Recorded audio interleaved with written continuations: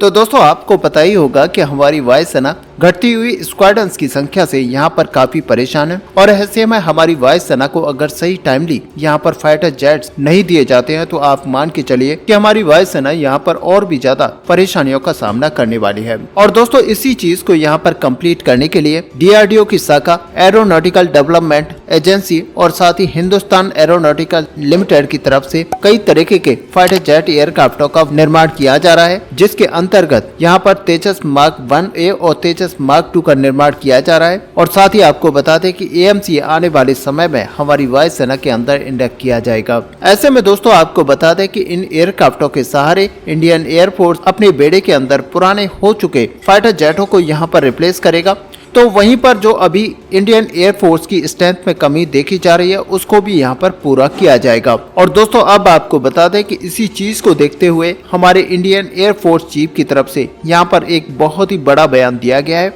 Basically दोस्तों आपको बता दें कि air chief marshal BR Chaudhary ji की तरफ से यहाँ पर कहना था कि इंडियन एयरफोर्स MRFA टेंडर यानी कि 114 लड़ाकू विमानों की जो टेंडर की आवश्यकता है। और ऐसे में आप सभी को पता है कि यहाँ पर इंडियन एयरफोर्स में लड़ाकू विमानों को जोड़ने के लिए हमारे खुद के जो फाइटर जेट्स हैं वो यहाँ पर काफी धीमी गति से बनाए जा रहे हैं और ऐसे में अभी बहुत लंबा समय इनको ऐड होने में लगने वाला है। भारतीय वायुसेना के अंदर जो फाइटर जेट की स्ट्रेंथ की कमी बनी हुई है और साथ ही ऐसे कहें कि फाइटर जेट्स का यहाँ पर गैप जो बना हुआ है उसके पूरा करने के लिए इंडियन एयरफोर्स को MRFA टेंडर के अंतर्गत इन एयरक्राफ्ट को लेना चाहिए। और साथ ही दोस्तों आपको बता दें कि BR चौधरी जी की तरफ से हाल ही में कुछ मीडिया कर्मचारियों को दिए गए इंटरव्यू के दौरान इंडियन एयरफोर्स के कॉम्बैक्ट एयरक्राफ्टों की जो डुप्लेटिंग स्ट्रेंथ है या फिर ऐसे कहें कि घटती हुई स्ट्रेंथ है उसे लेकर कई सारे कंसर्न का जिक्र यहाँ पर किया गया है। और ऐसे में उनका यहाँ पर कहना था कि इंडियन एयरफोर्स की जो स्ट्रेंथ लगातार गिरती जा रही है, इसी को रोकने के लिए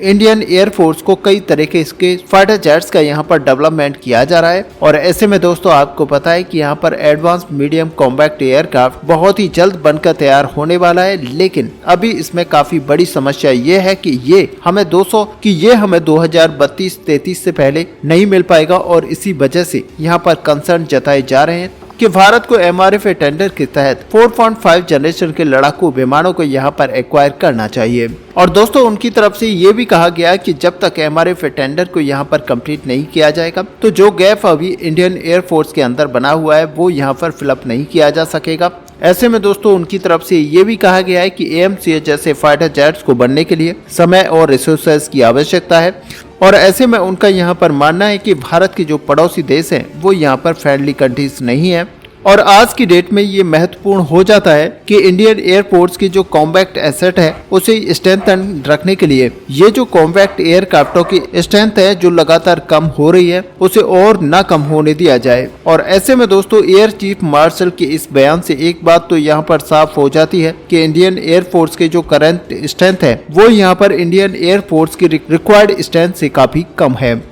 हालांकि दोस्तों ये पूरे भारत को पता है कि इंडियन एयरफोर्स को यहाँ पर 2 फ्रंट वार को लेकर चलना चाहिए। और ऐसे में 2 फ्रंट वार को यहाँ पर लड़ने के लिए कम से कम 42 की संख्या में स्क्वाड्रंस मौजूद यहाँ पर इंडियन एयरफोर्स के अंदर रहनी चाहिए। और फिलहाल इंडियन एयरफोर्स के साथ में 31 स्क्वाड्रंस ऑपरेशनल हैं, यानी कि इंडियन एयरफोर्स के बेड़े में करीबन 11 स्क्वाड्रंस फाइटर जेट यानी कि करीब 220 फाइटर जेट्स की यहाँ पर कमी है। हालांकि इंडियन एयरफोर्स का जो गैप बना हुआ है वो यहाँ पर 220 फाइटर जेट को खरीदने से ही कंप्लीट नहीं हो पाएगा, क्योंकि इंडियन एयरफोर्स के बेड़े में कई सारे ऐसे फाइटर जेट्स हैं जो कि 3 से 4 दशक पुराने हैं और इन एयरक्राफ्टों को रिटायर करना अति आवश्यक है। और जब इन एयरक्राफ्टों को यहाँ से रिटायर किया जाएगा तो उसकी जगह पर नए एयरक्राफ्टों को भरना जरूरी है। अब दूसरी तरफ दोस्तों आपको बता दें कि AMC एयरक्राफ्ट को अगर देखा जाए तो ये इंडियन एयरफोर्स के लिए काफी क्रिटिकल और सोफिस्टिकेटेड टेक्नोलॉजी वाले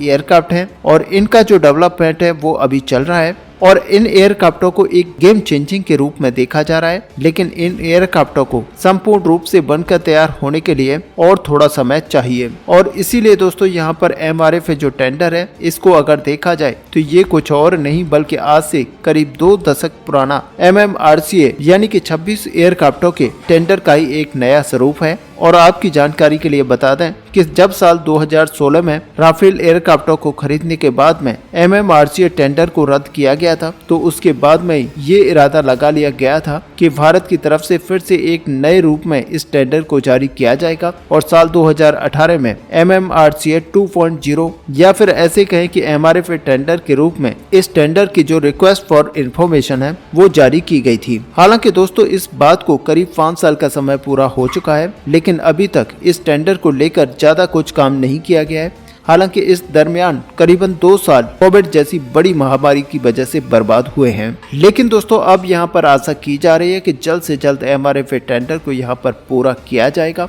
और कुछ रिपोर्ट्स की अगर माने तो यहाँ पर एयरफोर्स इस टेंडर को जल्द से जल्द कंप्लीट करने के लिए डिटेल में रिक्वेस्ट फॉर प्रपोजल जारी करने वाली है, जिससे कि यहाँ पर जो भी एयरक्राफ्ट इसके अंदर पार्टिसिपेट कर रहा होगा उन एयरक्राफ्टों के पार्टिसिपेशन को बारीकी से जांचा जा सके और केवल मात्र यहाँ पर जो एयरक्राफ्ट भारत की टेक्निकल रिक्वायरमेंट को कंप्लीट करते हैं उन्हीं एयरक्राफ्टों को लेकर टेंडर के टेक्निकल इसको आगे बढ़ाया जाए। हालांकि आपको बता दें कि अभी इंडियन एयरफोर्स के सामने 8 एयरक्राफ्टों का ऑफर अब तक हो चुका है, जिनमें करीब 3 एयरक्राफ्ट अमेरिका की तरफ से जारी किए गए हैं और साथ ही इन 3 एयरक्राफ्टों में से अमेरिकी कंपनी बोइंग की तरफ से 2 इंजन वाले FA-18 सुपर हॉर्नेट ब्लॉक 3 जैसे एयरक्राफ्ट के साथ ही बोइंग के 2 इंजन वाले हैवीवेट F-15EX जैसे एयरक्राफ्ट को भी शामिल किया गया है। साथ ही दोस्तों यहाँ पर लॉकहीड मार्टिन कंपनी की तरफ से सिंगल इंजन वाले F-21 एयरक्राफ्ट को भी इसके अंदर रखा गया है, जबकि रसिया की तरफ से 2 एयरक्राफ्ट को इस पूरे टेंडर के अंदर जारी किया गया है,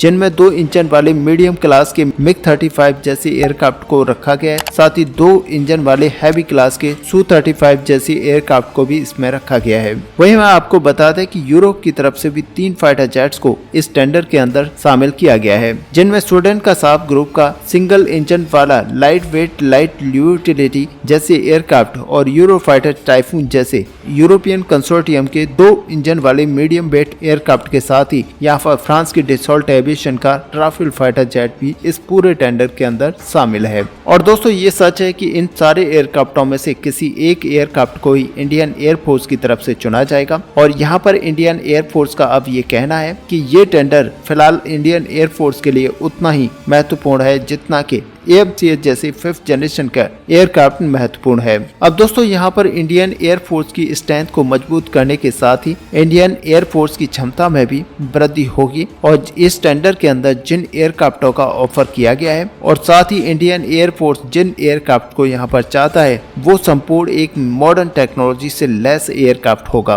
अब दोस्तों एक तरफ जहाँ इंडियन एयरफोर्स की तरफ से MRFA टेंडर के अंतर्गत स्ट्रेंथ को मजबूत यहाँ पर करना चाहती है, तो वहीं दूसरी तरफ इंडियन एयरफोर्स के बेड़े में जो अभी एयरक्राफ्ट शामिल हैं उनके ही सारे इंडियन एयरफोर्स की तरफ से हाल ही में एक मैरीटाइम क्षमता का प्रदर्शन किया गया है। और आपको बता दें कि इस प्रदर्शनी के लिए जगुआर आई एयरक्राफ्ट और हरकुलस मिसाइलों का इस्तेमाल किया गया है और ऐसे में आपको बता दें कि ये ऑलरेडी इंडियन एयरफोर्स के बेड़े में शामिल है। और दोस्तों इसे लेकर इंडियन एयरफोर्स की तरफ से एक इमेज को ट्विटर या फिर कहें कि X में पब्लिश किया गया है, जहां पर ये देखा जा सकता है कि जगुआर IM मैरीटाइम स्ट्राइक एयरक्राफ्टों को। और दोस्तों इस फोटो के जरिए भारतीय वायुसेना की तरफ से ये संकेत दिए गए थे कि आखिरकार भारत के पास भी ऐसे एयरक्राफ्ट मौजूद हैं जो कि समुद्र के अंदर लंबी दूरी तक उड़ान भरते हुए दुश्मन के जहाजों को निशाना बना सकते हैं। ऐसे में दोस्तों आपको ये भी बता दें कि इंडियन एयरफोर्स के बेड़े में करीबन 6 ऐसे स्क्वाड्रन मौजूद हैं जगुआर एयरक्राफ्ट से लैस हैं और इनमें से नंबर 6 स्क्वाड्रन में जगुआर एयरक्राफ्ट है वो असल में जगुआर IM वेरिएंट का है। और आपको बता दें कि इंडियन एयरफोर्स के मुताबिक लगभग 10 इसी तरह की एयरक्राफ्ट इंडियन एयरफोर्स के बेड़े में शामिल हैं। भारत लगातार इन सारे एयरक्राफ्ट को पिछले कुछ सालों के अंदर ही अपग्रेड कर चुका है और इन सारे अपडेशन के दौरान भारत ने अपनी सारे एवियोनिक्स और साथ ही रडार सिस्टम को यहाँ पर विकसित किया है। और ऐसे में लगातार भारतीय वायुसेना के बेड़े में शामिल फाइटर जेट्स को यहाँ पर अपग्रेड करने का काम किया जाता रहा है और इसीलिए यहाँ पर कहा जाता है कि भारतीय वायुसेना की ताकत लगातार भारतीय कंपनियां यहाँ पर बढ़ाती रहती हैं और अब दोस्तों यहाँ पर दबाव बनाया जा रहा है भारतीय वायुसेना की तरफ से, जिससे कि जल्द से जल्द 4.5 जनरेशन की एयरक्राफ्ट को MRF टेंडर के अंतर्गत 114 की संख्या में यहाँ पर परचेज किया जाए, जिससे कि भारतीय वायुसेना के अंदर जो स्क्वाड्रन क्षमता है जो घट रही है उसको यहाँ पर मेंटेन रखा जा सके। ऐसे में दोस्तों आपका इस पूरे टॉपिक को लेकर क्या भी हुआ, आप अपना व्यू हमें कमेंट पे लिखकर बता सकते हैं। साथ ही अगर वीडियो आपको अच्छी लगी हो तो लाइक और शेयर करना ना भूलें। मिलते हैं नेक्स्ट वीडियो में, तब तक के लिए जय हिंद जय भारत।